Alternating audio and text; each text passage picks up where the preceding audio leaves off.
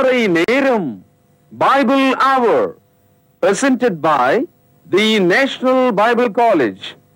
கிறிஸ்துவின் சபையார் உங்களை வாழ்த்துகிறார்கள். Satellite Bible School. வணக்க நேயர்களே, வேத மாணவர்களே, ஆண்டவர் இயேசு கிறிஸ்து நாமத்தினாலே உங்களை வாழ்த்தி இந்த நிகழ்ச்சிக்கு உங்களை வரவேற்கிறேன். நாம் கடந்த சில வாரங்களாக படித்து கொண்டு வந்த பாடம் உங்களுக்குள் மாற்றத்தை உண்டாயிருக்கும் என்று நம்புகிறோம். அதன் தொடர்ச்சியாக இன்றைய நாளிலே அப்போஸ்தலனாகிய பவுல் தம்முடைய உத்தம குமாரனாகிய தீமோத்தேயுக்கு எழுதின 2வது நிருபத்தை குறித்து இன்றைய நாளிலே நாம் தொடர்ந்து படிக்க இருக்கிறோம். இன்றைய நாளிலே அப்போஸ்தலனாகிய பவுலுக்கும் உத்தம குமாரனாகிய தீமோத்தேயுக்கும் உள்ள ஆவிக்குரிய உறவை குறித்து இன்றைய நாளிலே நாம் வேதவசன ஆதாரங்களோடு தெளிவாக படிக்க இருக்கிறோம். எனவே அன்பு நேயர்களே, கிறிஸ்துவுடன் சகோதர சகோதரிகளே, தொடர்ந்து நீங்கள் நிகழ்ச்சியை பாருங்கள். இதில் சொல்லப்படுகிற புதிய ஏற்பாட்டு மெய்யான உபதேசங்களை நீங்கள் கேட்டு அதை உணர்ந்து மனம் திரும்புங்கள், ரட்சிக்கப்படுங்கள். இன்றைய நாளிலும் கூட நமது போதகர் டாக்டர் பீட்டர் சாலமன் அவர்கள் நற்செய்தி அளிப்பார். வணக்கம். தேசிய வேதாகம கல்லூரி மாணவ கண்மணிகளே, தோழர்களே, அருமை பெற்றோரே, உலகளாவிய என் தமிழ் சொந்தங்களே, தி நேஷனல் பைபிள் காலேஜ் வழங்கும் ஆன்லைன் வகுப்புகளுக்கு உங்களை வரவேற்கிறேன். போன வாரம் வரைக்கும் நாம் 1 தீமோத்தேயு புத்தகத்தை படித்தோம். அந்த வகையில் இன்று பவுலப்போஸ்தலர் தீமோத்தேயுக்கு எழுதின 2வது நிருபத்தை நாம் படிக்க இருக்கிறோம். 2 தீமோத்தேயு. இந்த தீமோத்தேயு புத்தகத்தை எழுதும்போது அப்போஸ்தலனாகிய பவுல் ரோமாபுரியில் உள்ள சிறையிலே இருக்கிறார். அவரோடு அவருடைய பயணத்தில் எப்போதும் இருக்கிற பிரியமான வைத்தியனாகிய லூக்கா இருக்கிறார்.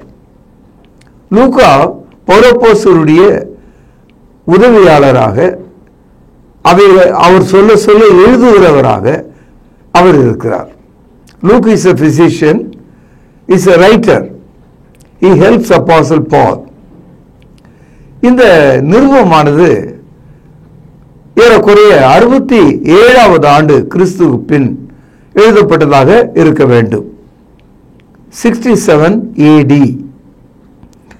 இந்த புத்தகத்தில் தன்னுடைய உரிமையும் அன்பையும் புத்துணர்ச்சியும் வாழ்த்துகளையும் தமது அருமை குமாரனாகிய தீமோத்தேயுக்கு எழுதுகிறார். இன்னைக்கும் பாருங்க, ஒரு அப்பா மகனுக்கு எழுதும்போது என்னென்ன வார்த்தையை சொல்லுவார்? மானே, மயிலே அப்படி சொல்லுவாரா? அல்லது என்ன சொல்லுவார்? அப்பா நல்லா இரு, சாப்பிடு, சுகமாயிரு, ஞாபகம் வச்சுக்க, இப்படியெல்லாம் தான் தகப்பனாருங்க கடிதம் எழுதுவாங்க.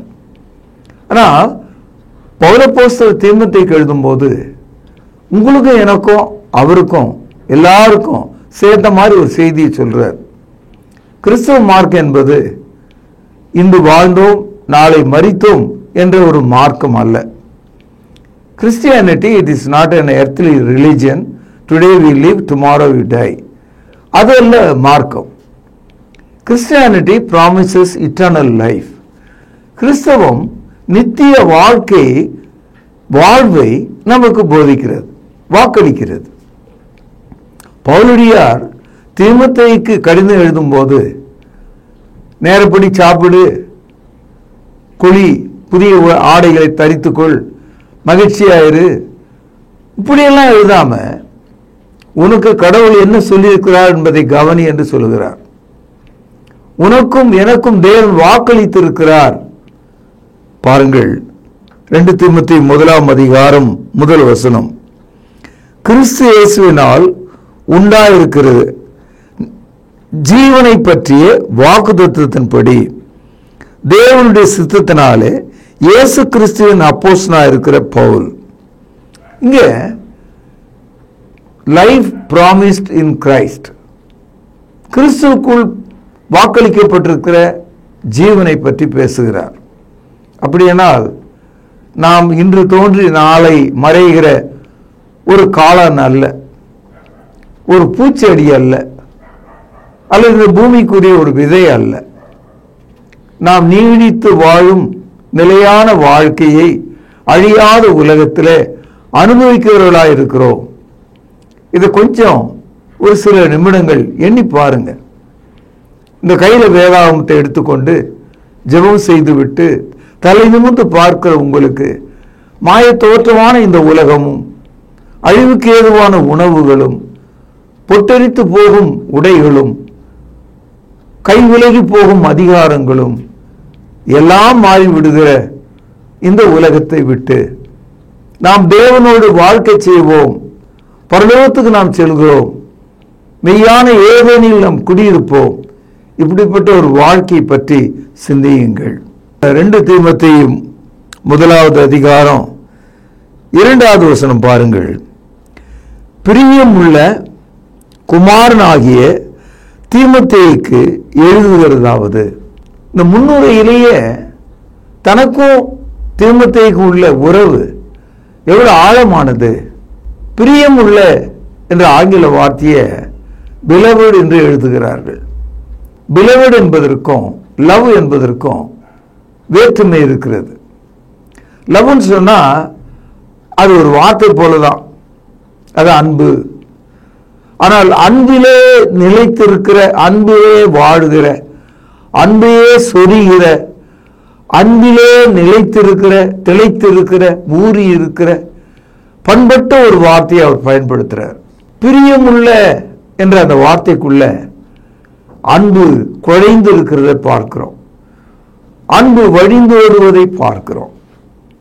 பாலை காய்ச்சும் போது ஒரு குறிப்பிட்ட அளவுக்கு அது கொதிக்கும் போது அது பொங்கி வெளியே வந்து வழிவது நாம் பார்க்கிறோம். அதுபோல it is overflowing Joy, it's a bubbling joy. அவ்வளவு பிரியமான என் மகனுக்கு நான் எழுதுகிறேன் என்று சொல்கிறார்.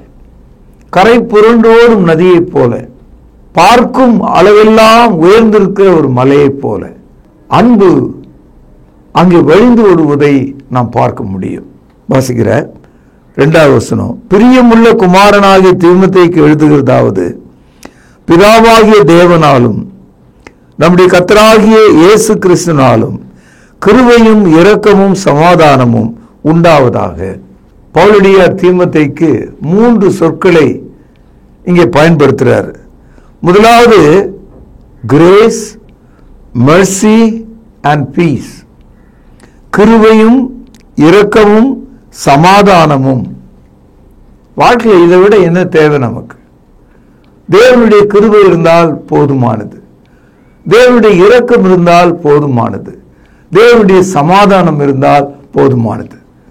இந்த காலையில் இந்த நிகழ்ச்சியை பார்த்து கொண்டிருக்கிற பெரியவர்கள், முதியவர்கள், வாலிபர்கள், நாளை திருமணத்தை எதிர்நோக்குகிற தங்கைகள், விதவைமார்கள், உங்கள் வாழ்க்கையில இந்த 3 சொற்களை நான் சொல்லுகிறேன். அதாவது தேவனுடைய கிருபை, தேவனுடைய இரக்கம், தேவனுடைய சமாதானம் எல்லாம் உங்களுக்குள்ளே கொண்டு வரும். தேவனுடைய கிருபை இருந்தால் நீங்கள் காப்பாற்றப்படுவீர்கள், தேவனுடைய இரக்கம் இருந்தால் நீங்கள் ரட்சிக்கப்படுவீர்கள், தேவனுடைய சமாதானம் இருந்தால் நீங்கள் மகிழ்ச்சியா இருப்பீர்கள். எல்லாவற்றுக்கும் போதுமானதாக இந்த 3 சொற்களும் தீமோத்தேயுக்கு சொல்லுகிறார். ஒரு நல்ல தகப்பன், நீ வரும்போது அதை செய் இதை செய், மறந்து விடாத, போன தடவை இந்த மாதிரி நடந்துகிட்ட, முட்டாள்தனமா இன்னொரு தடவை செய்யாத, இந்த மாதிரியான வார்த்தைகளை அவர் பயன்படுத்தல.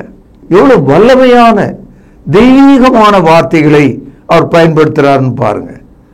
கிருபை எவ்வளவு அழகான ஒரு வார்த்தை. unmerited favor of God. Grace is unmerited favor of God.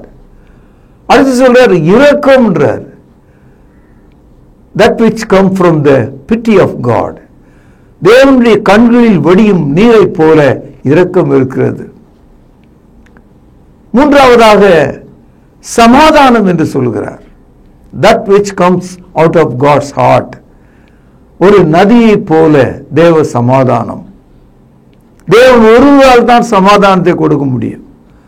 சமாதானத்தை ஒரு நகைக்கடையில் வாங்க முடியாது, ஒரு கல்லூரியில் வாங்கிவிட முடியாது, பணத்தினால் சம்பாதிக்க முடியாது, பொருளினால் சம்பாதிக்க முடியாது, ஒன்றை கொடுத்து ஒன்றை ஈடாக பெற முடியாது. தேவ சமாதானம் அது நம்முடைய இருதயத்தை சார்ந்ததாக இருக்கிறது. சமாதானத்தை எங்கே வைப்போம்? சமாதானம் எங்கே வைக்கப்பட வேண்டும்? சமாதான குறைவினாலே ஏன் மக்கள் சாகிறார்கள்? உலகம் முழுவதும் தூக்கிட்டு சாகிறவர்களுக்கு சமாதானம் இல்லை, வீட்டை விட்டு ஓடுகிறவர்களுக்கு சமாதானம் இல்லை, முதிர் வயது கன்னிகைகள் திருமணம் மற்றும் சமாதானம் இல்லாமல் இருக்கிறார்கள், மருத்துவமனையில் உள்ள மக்கள் வியாதியிலே சமாதானம் இல்லாமல் இருக்கிறாங்க. தேவ சமாதானம் உங்கள் இருதயங்களில் ஆழக்கடவுது என்று சொல்கிறார். சகோதரர்களே, இந்த கடிதத்தை எழுதுவதற்கு ஒரு காரணம் இருக்கிறது. அந்த காரணம் என்னன்னா, பவுலடியார் தீமோத்தேயுவை நேரடியாக முகமுகமாக சீக்கிரமாக பார்க்க விரும்புகிறார். எப்பவுமே பாருங்க, மரணப்படுக்கையில் இருக்கிற மக்கள், கடைசி காலத்தில் இருக்கிற மக்கள் அந்த மகன் முகத்தை பார்க்க விரும்புவார்கள். அது இயல்பு தான். எப்படியாவது மகனை பார்க்கணும் ஒரு முறை அப்படின்னு ஆசைப்படுவாங்க. ஆனால் இந்த காலத்தில் மகன்கள் எல்லாம் வெளிநாடுகளில் போய் உட்காந்துக்கிட்டு அப்பா சாகர நிலையில் இருக்கிறாருன்னு தந்தி அடித்தாலும் அல்லது செய்தி அனுப்பினாலும் வரேன் வரேன் அப்படின்னு சொல்லிட்டு காலத்தை தாழ்த்துவாங்க. அப்படியே அப்பா இறந்து போனால் கூட எல்லாம் அடக்கெல்லாம் பண்ணிடுங்க, வேணா நான் ஜபக்கூட்டத்தில் கலந்துக்கிறேன் என்று சொல்லுகிற மக்கள் மத்தியில் நாம் வாழ்கிறோம். நம்முடைய பெற்றோரை அவர்கள் முதிர் வயது மக்கள் அடைக்கப்படுகிற வீடுகளிலே கொண்டு போய் விட்டு விடுகிறோம். அவர்களுக்கு நம்மால் நேரப்படி உணவளிக்க முடியாது, வீட்டில் வைத்து பார்த்து கொள்ள முடியாது. அதனால நம்ம என்ன செய்கிறோம், அவங்கள சீனியர் ஹோம்ல கொண்டு போய் வச்சிடறோம். என் அன்பு சகோதரர்களே, அவங்களுடைய இருதயம் நம்மை காணும்படி ஆசையாக காத்திருக்கிறது. பவுலடியார் ரோம சிறையில் இருக்கிறார். சிறைச்சாலை இருளாக இருக்கிறது. ரோம போர் வீரர்கள் குறுக்கும் நெடுக்குமாக நாள் முழுதும் நடக்கிறார்கள். அவர் தங்கியிருந்த அந்த சிறைச்சாலை ஒரு கால் எலிகளும் பூனைகளும் நிறைந்ததாக இருந்திருக்கலாம். அவர் தரையிலே படுத்திருக்கலாம். ஒரு கொப்பரையிலே அவருக்கு உணவுகளை அளித்திருப்பாங்க. பற்றாக்குறையான உணவு, ருசி இல்லாத உணவு, சுத்தமில்லாத தண்ணீர், காற்றோட்டம் இல்லாத அறை, சூரிய ஒளியை காண முடியாத ஒரு சூழல். சகோதரர், அப்படிப்பட்ட ஒரு நிலையில தன் மகனை காண வேண்டும் என்ற ஒரு ஆசை எந்த தகப்பனுக்கும் இருக்கும். அல்லாஹ் சொல்றாரு 2 தீமோத்தேயு 9 சீக்கிரமா என்னிடத்தில் வரும்படி ஜாக்கிரதைப்படு. சகோதரர்களே, தீமோத்தேயு எபேசு பட்டணத்தில் இருக்கார், பவுலடியார் ரோமாபுரியில இருக்கார். அந்த காலத்தில் கப்பல் பயணம் செய்தால் கூட 4 மாதங்கள் ஆகும். அந்த பயணத்தை மேற்கொண்டால்தான் நேரில் போய் பார்க்க முடியும். அப்பெல்லாம் விமானம் கிடையாது, வேகமான கப்பல் கிடையாது. ஆக ஒரு 4 மாதம் பயணம் செய்தாதான் போய் சேர முடியும். சீக்கிரமாய் வா என்று சொல்லுகிறார். என்னுடைய உயிர் பறந்து போவதற்கு முன்பாக, before I breathe out, come and meet me, என்னை பார் என்று சொல்லுகிறார். என் அன்பு வாலிப சகோதரனே, சகோதரியே, உன்னுடைய பெற்றோர்கள் உன்னை அப்படி அழைத்தால் நீ என்ன செய்வாய்? எனக்கு டிக்கெட் கிடைக்கல, கையில் பணம் இல்லை, வேலையில் லீவு கொடுக்க மாட்டாங்க, இதுதான் உன்னுடைய தடை. ஆனால் நீங்கள் உங்கள் தகப்பனை பார்க்க விரும்பினால் எல்லா தடையும் தூளாக போயிடும். உங்களுக்கு ஒரு வழியை ஆண்டவர் கொடுப்பார். If you truly desire to see your father, mother, God will bring you a new way so that you may travel and meet him. நீங்கள் வரலாம், நீங்க ஜெபம் பண்ணுங்க. பவுலடியார் பாருங்க, இயற்கையை பார்த்து காலத்தை அறிந்து அவருக்கு ஆலோசனை சொல்லுகிறார். அதாவது தப்பித்தவழி கூட மழை காலத்தில் வந்துடாத. காரணம் என்னன்னா, அந்த கால கப்பலில் மழை காலத்தில் வர்றது ரொம்ப ரொம்ப கஷ்டம். சின்ன சின்ன துறைமுகங்கள் வழியாக நின்று அது பயணம் செய்ய வேண்டி வரும். ஏன்னா அக்கால கப்பலில் மழை பெய்யும் போது கப்பலுக்குள்ள தண்ணி வந்துடும். அதை எடுத்து ஊற்றி அதை சுத்தம் பண்ணி புறப்படுறதுக்கு நேரம் ஆயிடும், காலம் ஆயிடும். சொல்றாரு, 2 தீமோத்தேயு 21வது வசனம், மாறி காலத்துக்கு முன் நீ வந்து சேரும்படி ஜாக்கிரதைப்படு. எப்பேற்பட்டதான ஒரு அழைப்பு பாருங்க. இந்த அழைப்பிலேயே ஒரு செய்தி, எப்பொழுது நீ புறப்பட வேண்டும், எப்பொழுது வர வேண்டும், எந்த சூழலை நீ தவிர்க்க வேண்டும். வாழ்க்கையில நமக்கு 4 விதமான காலம் இருக்கிறது ஒரு ஆண்டில. மழைக்காலம் என்பது எல்லா நாட்டிலும் எல்லா மக்களுக்கும் கொஞ்சம் கஷ்டம்தான். எவ்வளவு வெயில் அடித்தாலும் மனிதன் வெளியே போயிடுவான். ஆனா மழை வந்த உடனே ஓரமா ஓடிடுவான், ஒதுங்க ஆரம்பிப்பான். ஒரு சிறு தூரல் கூட படாதபடிக்கு நம்ம ஓரமா போவது வழக்கம் தானே. அப்போ பெரும் மழை காலத்துல என்ன செய்வது? அதுவும் கடல்ல எங்க போய் ஒதுங்குவது? அப்போ கப்பற் பயணம் செய்வது மிக ஆபத்து. அதனாலதான் சொல்றாரு, மாறி காலத்துக்கு முன் வந்து சேரும்படி ஜாக்கிரதைப்படு. சமயத்துல அப்பா அம்மா நமக்கு வரும்போது இதெல்லாம் வாங்கிட்டு வா அப்படின்னு கூட சொல்லுவாங்க. அப்பாவுக்கு பிடித்தது எது, அப்பாவுக்கு வேண்டிய மருந்து, அப்பாவுக்கு வேண்டிய விசேஷ உடை, அல்லது அப்பாவுக்கு தேவைப்படுகிற ஏதோ ஒரு இன்ஸ்ட்ருமெண்ட், ஒரு கருவி, ஏதோ ஒன்று நம்ம வாங்கிட்டு வரோம் இல்லையா. பவுலடியார் என்ன கேட்கிறார் தெரியுங்களா? எபேசு பட்டணத்தில் இருக்கிற ஆப்பிளை வாங்கிட்டு வா, எபேசு பட்டணத்தில் இருக்கிற திராட்சையை வாங்கிட்டு வா, எபேசு பட்டணத்தில் இருக்கிற உணவை வாங்கிட்டு வான்னு சொல்லாம, என் மீது போர்த்தக்கூடிய ஒரு போர்வையை நான் விட்டு வந்திருக்கிறேன், அதை எடுத்துக்கொண்டு வா, அதை கார்ப்பு என்ற ஒரு மனிதனிடத்துல கொடுத்திருக்கிறேன், அதை எடுத்துக்கொண்டு வா. கூடுதலாக சொல்றாரு, நான் ஏற்கனவே எழுதி முடிக்காமல் இருக்கிற சில நிருபங்கள், பரிசுத்த ஆவியினால் ஏவப்பட்ட வசனங்களை உடைய அந்த தோல் சுருள்களை நீ தயவு செய்து கொண்டு வா. இதைதான் அவர் கேட்கிறார். அன்பு சகோதரர்களே, பவுல் அப்போஸ்தலனுடைய இருதயம், அவருடைய மனம் எங்க இருக்குதுன்னு பாருங்க. நீ அதை எடுத்துட்டு வா, இதை எடுத்துட்டு வா, அந்த ஊர்ல அதை வாங்கிட்டு வா, பொண்ணு எடுத்துட்டு வா, வெள்ளி எடுத்துட்டு வா கேட்கல. என்ன கேட்கிறார் தெரியுங்களா? பாருங்கள், 2 தீமோத்தேயு 13வது வசனம், துரோவா பட்டணத்தில் இருக்கிற கார்ப்பு என்பவன் வசத்தில் நான் வைத்து வந்த மேல் அங்கியையும் புஸ்தகங்களையும் விசேஷமாக தோல் சுருள்களையும் நீ வரும்போது எடுத்துக்கொண்டு வா. 3 விஷயங்களை சொல்லுகிறார்: மேலங்கி, புத்தகங்கள், தோல் சுருள்கள். இந்த மேலங்கி என்பது அது முக்கியமான ஒன்றாக அவர் பார்ப்பதற்கு ஒரு காரணம் உண்டு. அந்த அங்கிதான் அவர் இயேசு கிறிஸ்து அன்றை வந்தபோது, ஞானஸ்தானம் பெற்ற போது அவர் மீது இருந்தது. அதை அடையாளமாக அவர் வைத்திருந்தார். இன்னைக்கும் கூட நம்முடைய வீடுகளில் திருமணமான மக்கள் அந்த திருமண சேலையை கடைசி வரைக்கும் வைப்பாங்க. மேரேஜ் சாரி என்று சொல்லுவாங்க, அதை மேரேஜ் கோட் என்று சொல்லுவாங்க. அந்த திருமண நாளில் உடுத்தின அந்த புடவை அவர்கள் கவனித்து காத்து வைப்பாங்க, ஞாபகப்படுத்துவதற்காக வைப்பாங்க. ஒரு கால் கணவன் இறந்து விட்டால் அந்த புடவை எடுத்து முத்தமிட்டு அந்த பெண் கண்ணீர் வடிப்பாள். இது என்னுடைய வாழ்க்கையில எனக்கு கிடைத்த முதல் புடவை, திருமண புடவை என்று அதை குறித்து கண்ணீர் விடுவாள்.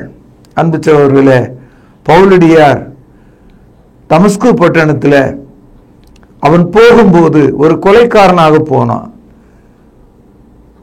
ஒரு ஈட்டிக்காரனாக போனான், ஒரு இராணுவ வீரனை போல போனான், கிறிஸ்தவத்தை அழிக்கிறவனாக போனான், ஆண் என்றும் பெண் என்றும் பார்க்காத ஒரு கொடுமைக்காரனா போனான். கர்த்தர் அவனை சந்தித்தார், அவனை குணமாக்கினார். அந்த மேல் அங்கி அவனுக்கு மிகவும் விருப்பமாக இருந்தது. என் அன்பு சகோதரர்களே, வாழ்க்கையில நம்ம எதையாவது ஒன்று அடையாளமா வச்சுக்கிறோம், நல்லது. அடையாளம் தெரியாத மக்களை போல மிருகங்களாக நம்ம வாழக்கூடாது. நம்மளுடைய ஞாபகத்துக்கு என்று சில அடையாளங்கள் இருக்கிறது.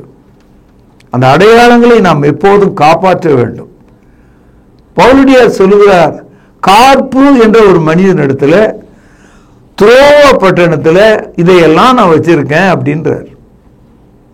அப்படியானால் எபேசிலிருந்து துரோவாவுக்கு போய் கார்ப்பு என்ற மனிதனை கண்டுபிடித்து அவன் கையில அந்த பழைய அங்கியையும் புத்தகங்களையும் தோல் சுருள்களையும் எடுத்துக்கொண்டு வா என்று சொல்கிறார். என அன்பு சகோதரர்களே, இயேசு கிறிஸ்துவுக்கு பிறகு 67வது வருஷத்தில் எழுதின இந்த நிருபம் இயேசுடைய உயிர்த்தெழுதலுக்கு பிறகு சற்றே குறைய ஒரு 33 ஆண்டுகளே எழுதப்பட்டிருக்கு. அந்த 33 ஆண்டுகளில எருசலேமில் துவங்கிய திருச்சபை மத்திய ஆசியா முழுவதும் அது பரவி இருந்தது. ரோமாபுரி என்று சொல்லக்கூடிய உலகத்தை ஆண்ட தலைநகரிலே அது பரவி இருந்தது. என் அன்பு சகோதரர்களே, நீங்களும் நானும் இந்த சபையை அறிந்து கொள்ளாமல், இந்த சபையினுடைய அச்சடையாளங்களை புரிந்து கொள்ளாமல், இந்த சபைக்காக தேவன் வெளிப்படுத்தின புதிய ஏற்பாட்டை புரிந்து கொள்ளாமல், அப்போஸ்தலருடைய உபதேசம் என்ன என்று கேட்காமல் இன்னைக்கு நாம் யாரை பின்பற்றுகிறோம் என்று பாருங்கள். நம்மளுடைய கண்களுக்கு முன்னால எவ்வளவு மட்டமான மனிதர்கள் ஊழியக்காரர்கள் என்ற பெயரில் நம்ம ஏமாற்றி கொண்டிருக்கிறாங்க. இன்றைய தேதியில சிறைச்சாலையில ஜான் ஜெபராஜ் இருக்கிறார். இவரை மாதிரிய எத்தனையோ ஊழியக்காரர்கள் சிறைச்சாலையில் இருக்காங்க. பெரும் பணங்களை கட்டி அவர்கள் சிறையிலிருந்து விடுதலையாகி அவர்கள் இருக்கிறாங்க. என் அன்பு சகோதரர்களே, இந்த மனுஷன் எவ்வளவு பெரிய ஆளா இருந்தாலும் சரி, வானத்தையே வளைக்கிறவனை போல இருப்பான். கடைசியா பார்த்தீங்கன்னா ஒரு மலையை வாங்கிக்குவான், ஒரு ஜெபத்தோட்டத்தை வாங்கிக்குவான், ஒரு பெரிய பல்கலைக்கழகங்களை சம்பாதிப்பான், பெரும் கட்டிடங்களை கட்டி கொள்வான், எருசலேம் தேவாலயத்தோட பெரும் தேவாலயத்தை கட்டுகிறேன் என்று சொல்லுவான், விமானங்களை வாங்கி கொள்வான், உலகம் முழுவதும் சுற்றி வருவான். இவர்களுக்கு அப்போஸ்தலருடைய உபதேசம் இல்லை, இல்லையே இல்லை. இப்படிப்பட்ட மக்கள் எந்த ஒரு சபையையும் அவர்களால் நிறுவ முடியாது. நீங்கள் கத்தோலிக்கத்தை பாருங்கள், புராட்டஸ்டன்ட் சபைகளை பாருங்கள், அவர்களிடத்தில் உபதேச குறைவுகள் இருந்தாலும் மனித கூட்டமாகிய திருச்சபை இருக்கிறதை நீங்கள் பார்க்கலாம். அவர்களுக்குள்ள தவறான போதனைகள் இருந்தாலும் அந்த மக்கள் ஒரு அசையாத சொத்துக்களாக பைபிளை தங்கள் கைகளில் வைத்திருக்கிறவர்களா இருப்பாங்க. ஆனால் இந்த மாதிரி தனி மனிதர்களை பின்பற்றுகிறவர்கள் உதிரி பாகங்களைப் போல, பழைய காயலான் கடையில் வைக்கப்படுகிற விற்கப்படுகிற ஒரு பொருளை போல மாறிவிடுவார்கள். ஒரு கார் என்று சொல்வதற்கும் காயலான் கடையில காருக்கான ஒரு கதவை வாங்கிறதுக்கும் ரொம்ப வித்தியாசம் இருக்கு. அது எந்த எந்த காரினுடைய கதவு என்று நமக்கு தெரியாது. அது ஆக்சிடென்ட்ல உடைந்து போன ஒன்று. அது மாதிரி விபத்துல சிக்கிய மக்கள் பின்னால ஒரு நிமிஷம் கூட நம்ம போகக்கூடாது. பவுலடியார் அன்றைய சூழல்ல சொல்றாரு, புத்தகங்களையும் தோல் சுருள்களையும் கொண்டு வா.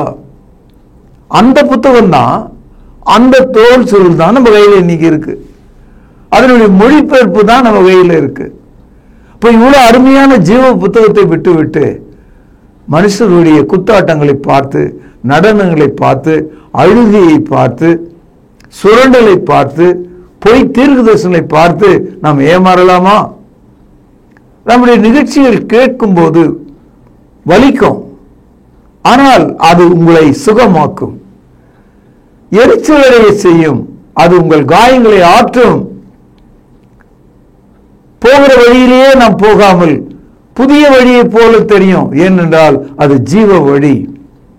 அதனால்தான் எரேமியா தீர்க்கதரிசி சொல்றாரு, வழிகளிலே நின்று பூர்வ பாதை எதுவென்று கேட்டு விசாரித்து அதில் நடவுங்கள், அப்பொழுது உங்கள் ஆத்துமாக்களுக்கு இளைப்பாறுதல் கிடைக்கும் என்று சொல்கிறார்.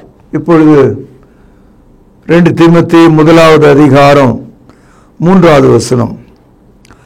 நான் இரவும் பகலும் இடைவிடாமல் என் ஜெபங்களில் உன்னை நினைத்து உன் கண்ணீரை ஞாபகம் பண்ணி சந்தோஷத்தால் நிறையப்படும்படிக்கு உன்னை காண வாஞ்சியாய் இருந்து. எவ்வளவு அற்புதமான வார்த்தைகள்! பரிசுத்தவானாகிய அப்போஸ்தலனாகிய பவுல் ஆவியின் மகனாகிய தீமோத்தேயு குறித்து பேசும்போது தேவனுக்கும் எனக்கு உள்ள உறவு என்னன்னு சொல்றார். இரவும் பகலும் இடைவிடாமல் என் ஜெபங்களில் உன்னை நான் நினைக்கிறேன். இதுதான் கிறிஸ்தவ வாழ்க்கை. என்ன செய்வீங்க நாளெல்லாம் அப்படின்னு கேட்டா, அந்த மீன் தொட்டியை பாருங்க, அந்த மீன் தொட்டியில் இருக்கிற மீன்களை பாருங்க. என்ன செய்கிறது நாளெல்லாம்? அது ஒன்றும் செய்யவில்லை, அது நீச்சல் அடித்துக் கொண்டே இருக்கிறது. அதுல ஒரு மீன் செத்து விட்டால் அது மேலே வந்து குறுக்கு வாட்டிலே மிதக்க ஆரம்பிச்சிடும். ஆனால் உயிரோடு இருக்கும் வேளையில நெடுக்கு வாட்டத்துல அந்த சிறிய கண்ணாடி பெட்டிக்குள்ள அழகாக சுற்றி சுற்றி சுற்றி சுற்றி நீந்தி கொண்டே இருக்கிறது. கிறிஸ்தவ விசுவாசம் அப்படிதான். நம்ம எங்க இருக்கிறோமோ அங்கே அழகாக இரவும் பகலும் தேவனை நோக்கி ஜெபிக்கிற மக்களாக நாம் இருக்க வேண்டும். சந்தோஷத்தால் நாம் நிறைந்தவர்களாக இருக்க வேண்டும். தேவனுக்கு பிரியமான மக்களாக இருக்க வேண்டும். அன்பு சகோதரர்களே, 4வது வசனம் பாருங்கள். உன்னில் உள்ள மாயமற்ற விசுவாசத்தை நினைவு கூர்ந்ததனால் என் முன்னோர்கள் முதற்கொண்டு சுத்த மனசாட்சியோடு ஆராதித்து வரும் தேவனை ஸ்தோத்திரிக்கிறேன்.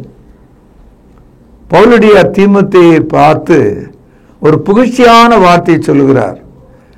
வாழ்க்கையில மாயம் அப்படின்றது இங்கிலீஷ்ல ஹிப்போக்ரசி, அதாவது இது ஒரு ஓனான் இருக்கு, அதை கெமிலோன்னு சொல்லுவாங்க ஆங்கிலத்தில். எந்த இடத்துல இருக்கும் அந்த ஓனா, அந்த நிறத்துக்கு அது இருக்கும். கற்பாறை அண்டு இருந்தா அந்த கற்பாறை நிறத்தில் இருக்கும். பச்சையான ஒரு இடத்துல இருந்தால் பச்சையா இருக்கும். சிவப்பான பூக்கள் மத்தியில் இருந்தால் சிவப்பா தெரியும். அதாவது இடத்துக்கு ஏற்ற போல தன் நிறத்தை மாத்திக்கும். அதுபோல மாயம் என்பது என்னன்னா, எல்லாருக்கும் கையாற்றுற ஒரு ஆளு, எல்லாமே சரி அப்படின்னு ஒத்துக்கொண்டு போற ஒரு ஆள், மாயம் உள்ள ஒரு ஆள். இன்னைக்கு நாம ஒரு மாயக்காரர்கள் பின்னால் தான் போயிட்டு இருக்கோம். ஒரு கிறிஸ்தவன் தேவனை நோக்கி வாழும்போது அவன் மாயம் பண்ண வேண்டிய அவசியம் இல்லை. விசுவாச விஷயத்துல நீங்கள் மாயமற்றவர்களா இருக்கணும்ன்றார். இந்த உலகத்துல நாம் எப்படி வேணா இருக்கோம், ஆனா சத்திய விஷயத்துல நீங்க மாயமற்றவர்களா இருக்கணும். சபை விஷயத்துல மாயமற்றவர்களா இருக்கணும். தொழுகை விஷயத்துல மாயமற்றவர்களா இருக்கணும். உங்கள் காணிக்கை விஷயத்துல மாயமற்றவர்களா இருக்கணும். சுவிசேஷ ஊழியத்துல நீங்கள் மாயமற்றவர்களா இருக்கணும். அப்போஸ்தலன் பவுல் சொல்றாரு, உன்னிலுள்ள மாயமற்ற விசுவாசத்தை நினைவு கூறுவதனால் என் முன்னோர்கள் முதற்கொண்டு சுத்த மனசாட்சியோடு ஆராதித்து வரும் தேவனை ஸ்தோத்திரிக்கிறேன். சுத்த மனசாட்சி, என்னுடைய மனசாட்சி தேவனுக்கு முன்பாக சுத்தமாயிருக்கிறது. நாம் தேவ வசனத்தின்படி நடக்கும்போது நாம் சுத்த மனசாட்சி உடையவர்களாய் இருக்கிறோம். நான் அடிக்கிறதோட உங்களுக்கு ஒன்று சொல்றேன். புதிய ஏற்பாடு என்ன போதிக்கிறதோ அதை நான் போதிக்கிறேன். புதிய ஏற்பாடு எதை குறித்து அமைதியா இருக்கிறதோ நான் அங்கே அமைதியா இருக்கிறேன். I speak what the New Testament speak. I am silent where New Testament is silent. அதனுடைய அர்த்தம் என்னன்னா, புதிய ஏற்பாட்டுக்கு வெளியும் நான் போறதில்லை, உள்ள இருந்து அதை குறைவாக நான் எதையும் மதிப்பீடு செய்வதில்லை. சில விஷயங்கள் புதிய ஏற்பாட்டில் எழுதியிருக்கிற சத்தியங்கள் எனக்கு விளங்கலைன்னா அங்கே அமைதியாக இருப்பேன், எனக்கு தெரியாது அப்படின்னு சொல்லிட்டு ஒரே வாய் மூடிட்டு இருப்பேன். எல்லாத்துக்கும் நமக்கு பதில் இல்லை. தேவன் யார், குமாரன் யார், பரிசுத்த ஆவியானவர் யார் என்று உலகம் முழுவதும் விவாதிக்கிற இந்த கடைசி காலத்தில் அயோக்கியர்கள் மத்தியில் நாம் இருக்கிறதுனால அங்கே நாம் மௌனமாக இருக்கணும். பைபிளில் என்ன எழுதியிருக்கோ அதை நாம் அப்படியே ஏற்றுக்கொள்ள வேண்டும். அதான் மௌனமா இருக்கிறது. So speak what the New Testament speak. Silent where New Testament is silent. இப்படிப்பட்ட ஒரு சர்க்கிளுக்குள்ள, ஒரு வட்டத்துக்குள்ள நீங்க வந்துட்டீங்கன்னா உங்களில் உள்ள விசுவாசம் மாயமற்றதாயிருக்கும். நாளை நாம் சந்திப்போம். உங்கள் பொறுமைக்கு நன்றி. பிரார்த்தனை செய்வோம். அன்பான தகப்பனே, மிக உறுதியான அன்பின் வார்த்தைகளை நாங்கள் கேட்டோம். கிருபை, இரக்கம், சமாதானம் உமது பிள்ளைகளுக்கு தாரும். மாயமற்ற விசுவாசம் உள்ளவர்களாய் வாழ உதவி செய்திடலும். எங்கள் பாவ குற்றங்களை மன்னியும். ஆண்டவர் இயேசுவின் நாமத்திலே ஜெபம் கேளும் பிதாவே, ஆமென். அன்பானவர்களே, புதிய ஏற்பாட்டு தொழுகைக்கு திரும்புங்கள். இடம் YMCA வளாகம், ஹைகோர்ட் எதிரில், பிரதி ஞாயிறு காலை 11 மணி அளவில் அன்புடன் அழைக்கிறோம். Come and worship with us every Sunday at 11 AM, YMCA Hall, opposite High Court, Parish Corner. கர்த்தாவே, தேவர்களில் உமக்கு பானவர் யார்? வானத்திலும் பூமியிலும் உமக்கு பானவர் யார்? உமக்கு பானவர் யார்? உமக்கு பானவர் யார்? வானத்திலும் பூமியிலும் உமக்கு பானவர் யார்? வானத்திலும் பூமியிலும் உமக்கு பானவர் யார்? தொடர்பு கொள்ள வேண்டிய முகவரி: திருமறை நேரம், 58 சர்ச் தெரு, குமரன் நகர், சென்னை 6,82,000. தொலைபேசி எண் 044255008882. செல்போன் 9385500882.